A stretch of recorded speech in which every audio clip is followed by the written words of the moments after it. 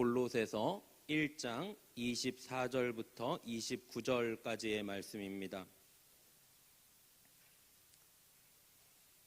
신약성경 325쪽 정도에 있는 골로새서 1장 24절부터 29절까지 말씀을 한 목소리로 합독하도록 하시겠습니다.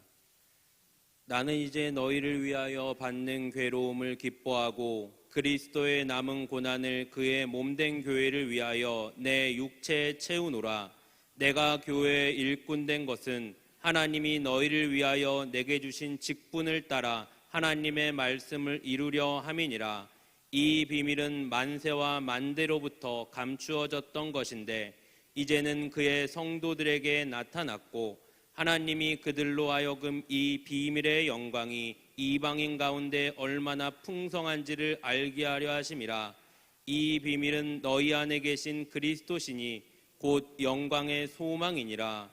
우리가 그를 전파하여 각 사람을 권하고 모든 지혜로 각 사람을 가르침은 각 사람을 그리스도 안에서 완전한 자로 세우려 함이니 이를 위하여 나도 내 속에서 능력으로 역사하시는 이의 역사를 따라 힘을 다하여 수고하노라. 아멘.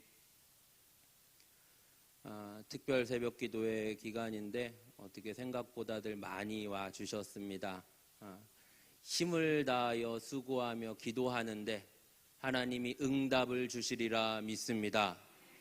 뜻을 정하여 기도하는데 바라기는 여러분들의 개인과 가정의 뜻도 너무나 귀하고 중요하지만 주님이 우리에게 주신 주님의 몸된 교회를 위해 헌신과 충성의 뜻을 정하시는 여러분들이 되시기를 바랍니다. 하나님 반드시 복을 주실 것이고 교회를 위해 헌신하고 수고하는 모습을 하나님이 보시고 가장 좋은 것으로 갚으시리라 믿습니다. 우리나라의 기독교의 역사가 이제 140년 정도가 됐습니다. 신자 불신자 할 것 없이 이제는 대중들에게 교회라고 하는 이름이 상당히 익숙해졌습니다.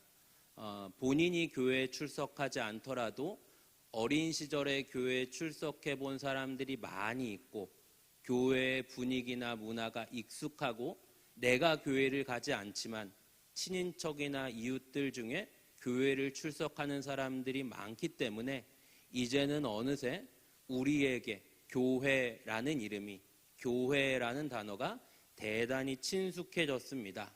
그런데 지금의 이 혼란한 시대 정서 속에서 대중들에게 있어서 교회라고 하면 대중들이 교회라는 이름을 받아들일 때 어떤 마음으로, 어떤 감흥으로, 어떤 기분으로, 어떤 무게감으로 교회를 받아들일지는 상당히 우려스러운 시대가 되었습니다.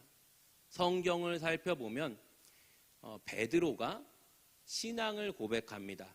주는 그리스도시요 살아계신 하나님의 아들이십니다. 신앙을 고백하고 그 신앙 고백 위에 주님은 주님의 교회를 세우십니다. 예수께서 십자가에서 죽으시고 부활하시고 제자들이 성령을 받아 이제 교회가 되어 복음을 들고 전 세계로 뻗어나갑니다. 어려움을 당하고 핍박을 당하지만 교회는 점점 강성해지고 복음은 전 세계로 확장이 됩니다. 이 과정 가운데 빼놓을 수 없는 사람이 바로 바울입니다. 그는 유대교에 굉장히 깊이가 있는 사람이었고 기독교 신앙을 갖고 있는 이들을 박해하는 사람이었습니다.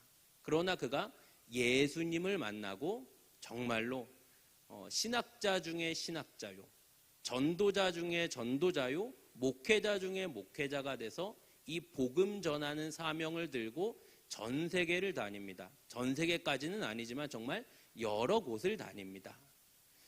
바울이 복음을 전하는데 우리가 지금 생각할 때는 존경스러운 인물이고 대단한 인물인데 그 당시의 상황을 본다면 만만치가 않았습니다. 외부의 사람들은 바울을 박해합니다. 우리는 유대교 전통을 갖고 있는데 기독교 신앙을 전하기 때문에 바울을 박해하고 방해합니다. 내부에서라도 지지를 받아야 하는데 내부에서도 이 모습이 석연치 않습니다. 바울이 진짜로 회심했는지 의심하는 사람들이 있고, 바울은 자신이 사도라고 주장을 하는데 이 사도권의 시비를 갖는 사람들이 상당히 오랜 기간 있었습니다. 그래서 바울은 자신을 드러내기보다 원만한 사역을 위해서 나는 정말 사도가 맞습니다 라는 설명을 여러 곳에 다니면서 합니다. 또 사도권에 대한 시비가 있을 수밖에 없었던 건 사도의 자격 중에 하나가 예수님을 눈으로 봐야 했습니다. 예수님을 눈으로 보고 예수님의 가르침을 받은 사람이 사도의 자격이 있었는데, 예수님의 제자들이 볼 때는 우리가 가르침 받을 때 바울 당신은 없지 않았냐, 이걸로 시비를 걸을 수 있었고, 바울은 아닙니다. 저도 이전에 나쁜 짓을 많이 했지만 다메섹에서 예수님을 만났습니다. 예수님 만난 거 누가 봤냐? 그때 우리는 못 봤다. 이걸로 끊임없는 시비가 있었습니다. 그런데 재미있는 건 바울이 점점점 사역을 하는 중에 자신의 사도권을 설명을 하고 납득을 시키고 또 논리로 승복을 받아내는 게 아니라, 사도 바울 그가 교회를 위하여 헌신하고 충성하고 순종하고 고난당하는 걸 보면서 사람들은 점점점 사도 바울에게 오게 됩니다. 그를 지지하게 되고 그를 편들게 되고 그와 함께하게 됩니다. 마찬가지입니다. 우리가 우리 안에 복음의 열정을 갖고 있고 우리 안에 훌륭한 신앙을 갖고 있고 우리 안에 열심을 갖고 있지만, 더 많은 사람들이 우리를 바라보는 건 우리가 정말 교회를 위해 어떻게 충성하고 있나, 교회를 위해 충성하는 열매를 볼 때 내가 저 사람이 진짜 사도인지는 잘 모르겠지만 저렇게 충성하는 모습을 보니, 저 삶의 열매를 보니, 교회를 위한 헌신을 보니 저 사람은 사도가 맞다, 이렇게 승복하게 됐던 겁니다. 마찬가지입니다. 우리 안에 각자의 신앙을 어디서 열심을 내겠고 어디서 충성을 다하시겠습니까? 교회입니다. 교회는 어떤 곳이냐? 하나님이 우리에게 복을 주시는 통로가 됩니다. 하나님은 우리에게 교회를 통해서 복을 주시고 하나님은 우리에게 교회를 통해서 수많은 일들을 하시는데, 성도가 교회 생활이, 성도가 교회를 향한 마음이 흔들린다면, 성도가 교회를 바라보는 시선이 삐뚤어진다면 여기서는 복을 받기가 쉽지 않은 겁니다. 점점 개인주의가 만연해지고 코로나가 지나가면서 내가 기독교 신앙은 갖고 있지만 교회 공동체 안에 들어가는 건 별로 내키지 않는다 라고 생각하는 분들이 늘어나고 있고, 젊은 세대들은 점점 그런 모습이 극심해지고 있습니다. 자, 그런데 성경을 보면 사도 바울은 어떻습니까? 그 당시 초대교회라는 집단이 어찌 보면 바울에게 아쉽지 않았습니다. 어찌 보면 초대교회 지도자들과 어울리지 않더라도 자신의 명성이 있고 자신을 따르는 사람들이 있다면 그들과 일을 해도 충분했을 겁니다. 그런데 바울은 어떻게 하냐?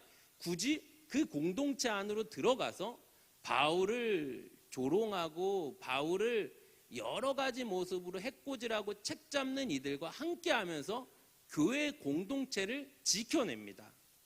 멋지죠? 정말로 하나님이 교회 공동체를 통해서 복을 주시고 일하신다는 걸 사도 바울은 제대로 알고 있었다는 겁니다. 우리식으로 표현한다면 어떻습니까? 나 그러면 교회 안 가. 이거 안 했다는 겁니다. 이해되세요? 그런 말 하시면 안 됩니다. 아멘. 함께 신앙이 자라나게 하십니다. 사도 바울이 당했던 비난은 대단했습니다. 당신 사도 맞냐? 우리식으로 따지면 뭡니까? 당신 목사 맞냐? 그의 건강에 약한가, 그의 말주변 없는 것도, 그의 인격까지도 교묘하게 아주 치사하게 공격을 당했습니다. 구전에 의하면 사도 바울은 이마가 넓었다고 합니다. 그것까지도 공격을 받았대요. 저 같으면 넘어가죠. 그런데 이것도 하도 당하다 보면 마음이 괜찮았겠습니까? 그것까지도 넘깁니다. 사랑하는 여러분, 하나님은 교회 공동체를 통해 일하십니다. 함께 자라나게 하시고 함께 복을 받아 누리게 하십니다. 내가 기독교 신앙 갖고 있고 성경도 보고 기도하지만 공동체 안에 안 들어가겠다? 절대로 건강한 거 아닙니다. 영상 보고 예배하겠다? 그건 다리가 부러졌거나 코로나에 걸렸거나 그런 특별한 상황에서 그러는 거지, 같이 나와서 예배하며 떡을 띠며 교제하는 게 성경적인 겁니다. 이전에 그 팔복이라는 책이 있었습니다. 맨발의 전도자 최춘선 할아버지라는 분이 기억나시는 분 계실 겁니다. 맨발로 지하철도 다니고 길거리도 다니면서 막 전도를 하셨던 분이 있습니다. 물론 그것도 의미가 있고 그분의 좋은 역량이 작진 않았지만 절대 건강한 모습은 아닙니다. 왜 그렇게 그분이 교회 공동체 안에 들어가지 않고 그렇게 혼자 다니며 신앙생활하고 전도활동을 했냐? 그분은 일본의 우찌무라 간조라는 신학자의 영향을 받았습니다. 우찌무라 간조는 좋은 신학자였지만 교회관에 있어서 무교회를 주장했던, 신학적으로 보면 무교회주의자였습니다. 그러니까 신학교육을 잘못 배워서 최춘선 할아버지가 너무 훌륭한 분이었지만 맨발로 다니면서 나는 교회 공동체에 소속되지 않고 전도하겠다, 그렇게 활동을 하셨던 겁니다. 공동체 안으로 들어왔으면 어땠겠습니까? 조금 더 따뜻했겠죠. 할아버지 그냥 신발 신고 다니세요. 그리고 전도 물티슈 나눠줘도 되고 붕어빵 줘도 되고 방법이 많은데 좀 같이 이렇게 좀 잘합시다, 그랬어도 되는데 그건 건강한 모습 아닙니다. 함께하며 자라나야 합니다. 주님의 몸된 교회가 함께 새벽 기도하고 주님의 몸된 교회가 함께 임직을 앞에 두고 있고 성경 배우고 있고 이제 세례 준비되고 있습니다. 하나님이 우리와 함께 하시고 우리 가운데 크신 은혜를 주실 겁니다. 지금도 영상 보면서 새벽에는 못 오시는 분들에게 당부드리면 용기를 내셔서 새벽에 나와 보시기를 바랍니다. 교회에 대해서 여러 가지 정의가 많은데 기독교를 기독교되게 한 인물, 기독교 신학을 정리한 인물을 우리가 바울로 꼽자면 이 바울의 신학을 기독교에서는 마틴 루터가 좀 신학으로 건강하게 재정립했다고 정의를 합니다. 장로교에서는 마틴 루터를 잇는 신학자가 칼빈입니다. 칼빈은 교회를 뭐라고 말하냐면 교회는 성도의 신앙이 자라는데 어머니 같은 역할을 한다고 합니다. 너무도 따뜻하고 포근한 어머니의 역할을 교회가 하는 겁니다. 오늘 본문을 시작하는 24절부터 의미심장한 표현이 등장합니다. 나는 이제 너희를 위하여 받는 괴로움을 기뻐하고 그리스도의 남은 고난을 그의 몸된 교회를 위해 내 육체에 채우노라. 교회를 위한 수고는 그리스도의 고난에 함께한다는 겁니다. 그리스도의 남은 고난, 그리스도의 십자가가 부족했냐? 그게 아니라 우리가 교회를 위해 수고하는 것은 그리스도의 고난에 동참하는 거룩한 일이라고 말하는 겁니다. 그렇다면 성도는 교회의 일꾼으로 그리스도의 몸된 교회를 위하여 헌신하고 충성해야 합니다. 어떤 표현을 쓰냐면 일꾼이라고 합니다. 상당히 의미가 있죠. 장사를 하는 사람들을 가리킬 때 이 사람이 좀 도를 넘어서 이윤을 챙긴다, 그 방법이 좀 바로 되지 못했다라고 하면은 뭐라고 하냐면 장사치라 그럽니다. 좀 낮춤의 표현이죠. 저런 장사치 이러면서 낮추죠. 그런데 이 사람이 요령이 있고 적당한 이윤을 취하고 지혜롭다, 그럴 때는 장사꾼이라고 합니다. 그리스도의 일꾼, 교회의 일꾼이 됩니다. 사도 바울은 스스로를 일꾼이라고 합니다. 그 당시 사회의 분위기나 정서를 봤을 때는 일꾼이라는 건 상당히 낮춘 표현, 겸손한 표현인데, 자신이 일꾼이 되는 것을 즐거워하고 자신이 일꾼이 되는 것을 기뻐합니다. 세상에서도 여러 가지 일이 있고 그 일이 의미가 있고 그 일도 중요하겠지만, 주님의 몸된 교회에서 주를 위하여 헌신하는 일은 세상의 그 어떤 것과도 비교할 수가 없습니다. 그리스도의 남은 고난에 동참하는 일, 이 땅에 어디 있겠습니까? 이 땅 그 어디에서 찾아볼 수 있겠습니까? 이 땅 그 어디에 그리스도의 남은 고난이라는 일을 흉내라도 낼 수 있겠습니까? 주님의 몸된 교회는 그리스도의 남은 고난에 동참하는 일이 일꾼이 되어 함께하는 겁니다. 그리고 무엇을 말하냐? 직분을 말합니다. 25절에 보시면 내게 주신 직분을 따라 하나님의 말씀을 이루려 함이라. 우리에게 직분을 주신다는 것 자체가 얼마나 우리에게 가슴 뛰는 일인지 모릅니다. 죽어 마땅한 죄인에게 생명을 주시어 하나님의 자녀를 삼아 주셨는데, 옛날식으로 표현하면 뭡니까? 개털 모자 쓰고 보일러실에 가더라도 천국에 가기만 해도 황송한데, 우리에게 직분을 주신다는 겁니다. 직분을 주셔서 주의 일꾼을 삼아 주십니다. 주의 일꾼을 삼아 주심은 주의 일을 하기를 원하신다는 겁니다. 어떤 일을 부여받으셨습니까? 그 일을 감당하실 때 우리 안에 어떤 감격과 어떤 감화와 어떤 감흥이 있으십니까? 은혜를 너무 많이 받아서 10년, 20년, 30년 되니 지나치게 익숙해지지 않으셨습니까? 일상적으로 여기지 않으셨습니까? 생명의 이름이요, 승리의 이름이요, 영광의 이름을 우리에게 주셨고, 이제는 직분을 맡아 내가 주님의 몸된 교회에서 충성할 수 있다. 얼마나 영광스러운 일입니까? 얼마나 복된 일입니까? 어떤 일을 하시겠습니까? 먼저는 사랑하는 일을 하십시오. 세상에서 줄 수 없는 하나님의 사랑으로 가려주시고 품어주십시오. 2000년 교회 역사 속에 반복되는 유행어가 있습니다. 아마 들어보셨을 겁니다. 그리고 몇 번은 해보셨을 겁니다. 우리 교회는 사랑이 없어. 받으려고만 하는 사랑을 찾아보기는 어려울 겁니다. 이 사랑은 무엇입니까? 실천하는 사랑입니다. 어떻게 실천하시겠습니까? 내가 받은 사랑을 실천하는 겁니다. 우리 주님 나를 향하신 사랑 오래 참아주시고 품어 안아주시고 기다려주시고 못 본 척해주시고 위로해주시고 격려해주셨던 사랑을 실천하십시오.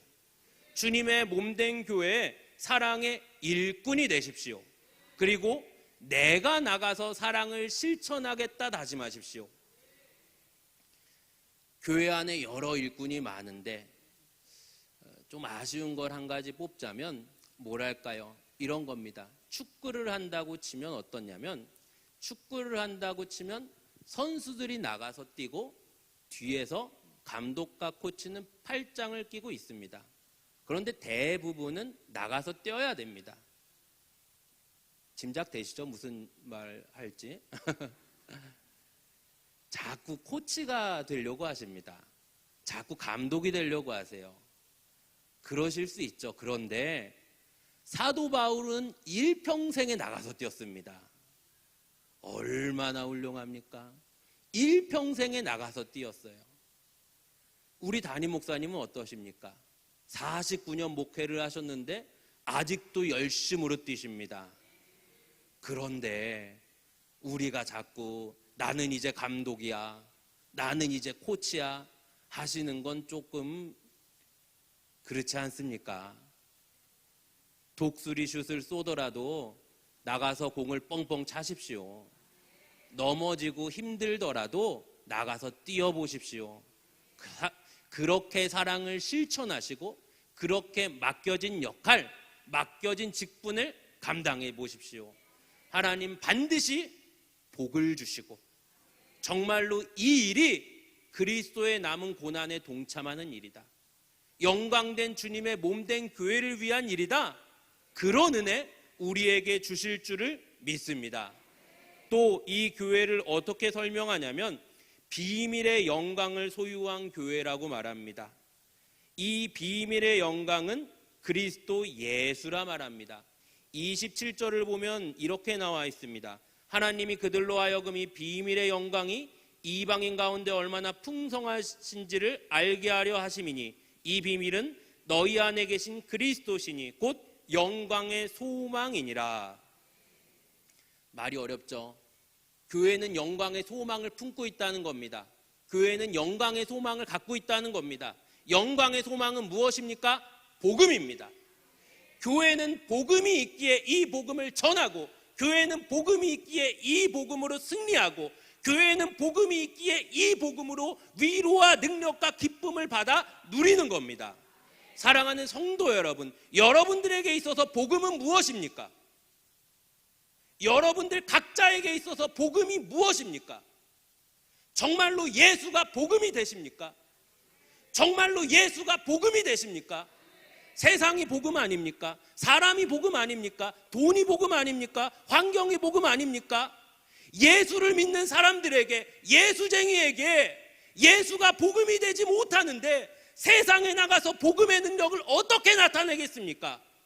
먼저는 우리 안에 나 위하여 살찌고 피 흘려 죽으신 예수가 복음이 돼야 할 줄로 믿습니다. 이 복음이 능력이요, 이 복음이 우리 안에서 역사를 합니다. 복음은 죄와 사망의 권세를 밟아 이기고 예수 십자가의 승리로 완전한 승리를 우리에게 가져다 줍니다. 아담 안에 잃어버린 하나님의 모든 복을 예수 그리스도의 십자가의 승리로 아브라함에게 약속하셨던 복이 우리에게 회복되는 것이 바로 복음입니다. 이 복음을 우리 안에 충만히 담아낼 때 일상의 문제, 가정의 문제, 내 안의 갈등을 이겨냅니다. 이 복음을 세상에 말할 때 전도가 되고 선교가 됩니다. 세상에서 교회를 걱정합니다. 세상에서 교회를 여러 가지 말로 이야기를 합니다. 교회 괜찮겠습니까? 요즘 사람들 안 가지 않습니까? 언론에서 미디어에서 그렇게 때려대는데 교회 괜찮겠습니까? 그런 얘기 들으면 어느 정도 우리가 들어야 할 얘기도 있겠지만 웃기죠. 교회가 아니면 어디서 복음을 듣겠습니까? 교회가 아니면 어디서 주님을 만나겠습니까? 교회가 복음만 제대로 붙잡고 있다면 걱정할 것 없습니다. 우리 가정이 복음만 제대로 붙잡고 있다면 염려가 없습니다. 내가 복음만 제대로 붙잡고 있다면 문제가 되지 않는 겁니다. 복음은 예수 십자가의 승리요 영광입니다. 동일하게 우리 안에 승리를 주십니다. 예수 이름으로 구원받은 성도의 일상은 복음이 돼야 합니다.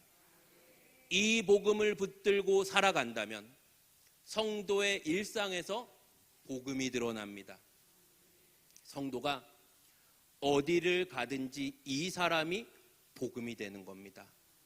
어디를 가든지 이 사람은 세상과 다르다. 저 사람은 세상과 다르다. 뭔가가 있다. 저 사람의 말과 저 사람의 이 화평한 얼굴과 기쁨과 넉넉함과 저 큰 아량은 돈으로 만들어낼 수 없고 환경으로 만들어낼 수 없고 지식으로 만들어낼 수 없는데 저 사람은 무엇을 갖고 있나? 복음이 돼야 합니다. 우리에게 복음이 되어주신 예수를 따라 여러분의 일상에서 복음을 살아내십시오. 그리고 그 복음을 자랑하시고 증거하십시오.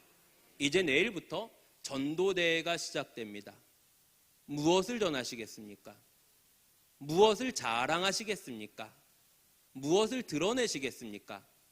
복음을 전하십시오. 복음을 자랑하십시오.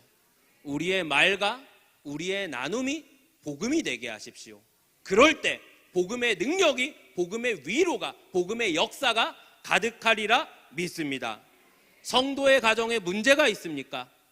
잠 못 드는 일이 있습니까? 한숨 쉬는 일이 있습니까? 복음이 이 일을 합니다. 복음을 붙들 때, 예수를 붙들 때 이 복음의 능력이 우리의 가정 가운데, 기도의 제목 가운데 충만하리라 믿습니다. 그리고 이 교회는, 사도 바울이 말한 이 교회는 무슨 일을 하냐? 바로 사람을 세우는 일을 합니다. 동사 목사님께서도 자주 말씀하시는 표현인데, 내용인데, 교회는 무엇입니까? 우리가 이렇게 모여서 예배하는 장소는 예배당이죠. 예배당이죠. 물론 이 대표성이 있고 상호가 있기 때문에 어떤 교회라고 쓰는 것도 뭐 필요하죠. 그런데 정확히 따진다면 성도의 모임이 교회가 됩니다. 예수 믿는 사람, 내가, 그리고 옆에 예수 믿는 성도가 같이 모이면 교회가 됩니다. 이 교회는 무슨 일을 하냐? 사람을 세우는 일을 합니다. 이건 대단히 어려운 일입니다. 사람을 세우는 일, 사람을 살리는 일, 사람을 품는 일, 만만한 일이 아닙니다. 여러분들 기억을 한번 잘 더듬어 보셔서 옛날 옛적에 우리 애를 키울 때를 한번 생각해 보세요. 아기가 이제 태어나서 젖을 먹이고 얘가 걸음마를 뛰고 기저귀 갈고 밤에 잠 못 자고 그러면서 애를 키워냅니다. 생명을 낳아서 얘를 점점 키워냅니다. 이 일이 어떻습니까? 쉽습니까? 절대 쉽지 않죠. 차라리 밖에 나가서 돈 벌어 오는 게 쉽죠. 뭐 굳이 이 말을 꺼내는 게 여론을 의식해서 그런 건 아닙니다.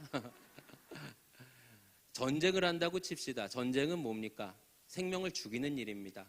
치열하고 무섭고 지칩니다. 그런데 어떤 식으로 표현한다면 생명을 잡아 죽이는 것보다, 전쟁을 하는 것보다 한 생명을 키워내는 일이 더 힘들고 어렵고 지치는 일이 맞습니다.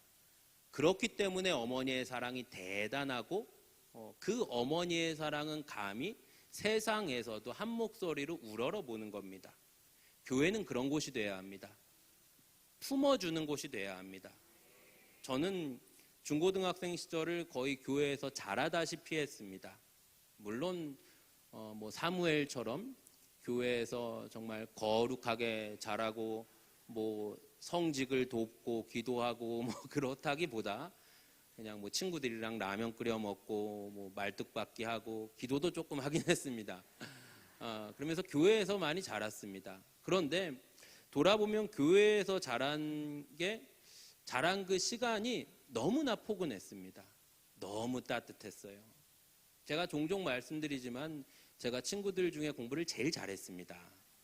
그런 동네 분위기였고 그래도 저는 고학력이니까 고등학교를 4년 다녔으니까 좀 이렇게 거기서 좀 난 놈이었는데 그 동네 자체가 상처받고 어려움 당하는 가정들이 많았습니다. 그런데 교회는 달랐습니다. 교회를 가니까 선생님들이 계속 칭찬해줘요. 위로해줘요. 잘했다 그래요. 격려해주고 안아주고 막 그래요. 제가 학교 그만뒀을 때 저희 교회 학교 선생님이 제 손 잡고 우시더라고요. 그 모습을 보고 나니까 학교를 안 다니는 기간 동안 불성실하게 살지를 못하겠더라고요. 교회는 너무 따뜻한 곳이었고 너무 포근한 곳이었습니다.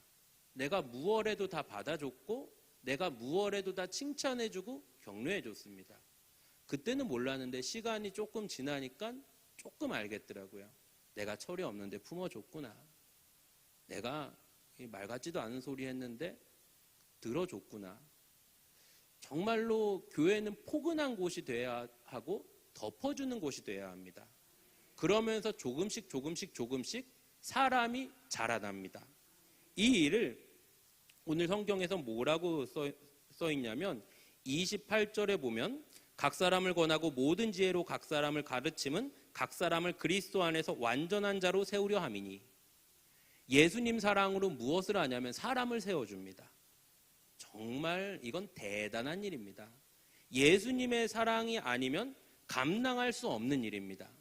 기억나는 일이 여러 가지 있는데 하나 꼽자면 그 중고등학생 때 그 애들이랑 어디를 가는데 그때 교회 형이 저한테 삼각김밥을 하나 사줬습니다. 그런데 보통 형들이 여자애들 뭐 사주지 남자애들 잘 안 사줘요. 뭐 불러서 팩이나 하지 잘 안 사준다고요. 근데 삼각김밥 그때 하나 딱 사줬는데 너무 신기한데 이걸 먹어본 적이 없는 거예요. 근데 삼각김밥 아세요? 드셔보셨어요? 이걸 처음 까먹는데 깔 줄을 모르니까 어떻게 하다가 이게 팍 했는데 공중분해돼 버렸어요. 이게 동네 형들 같으면 쌍욕 먹는데 그때 생각나는데 교회 형이 이름도 기억납니다. 임준섭이라고 그 형이 웃더라고요. 재봉아 터졌어? 예, 형 터졌어요. 그러니까 다시 사주면서 저한테 설명을 해주더라고요. 가운데 걸 먼저 까고 양쪽을 잡고 끝에만 당기면 돼. 야, 그 이후로 제가 삼각김밥을 기가 막히게 깝니다.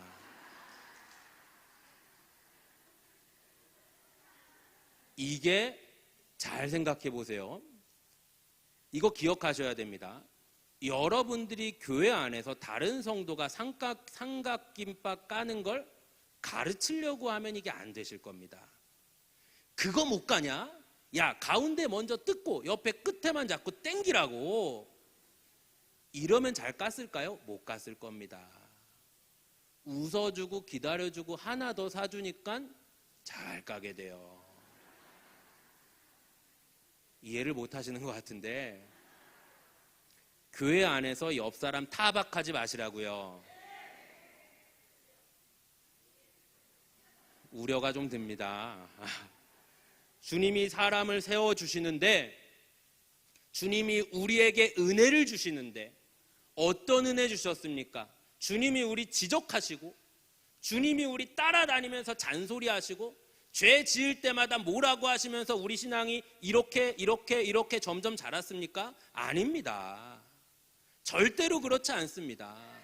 주님의 몸된 교회가 사람을 키워내는데 예수님을 닮아가는데 성장해가는데 더 중요한 건 뭐냐? 오래 참고 품어주고 기다려주는 겁니다.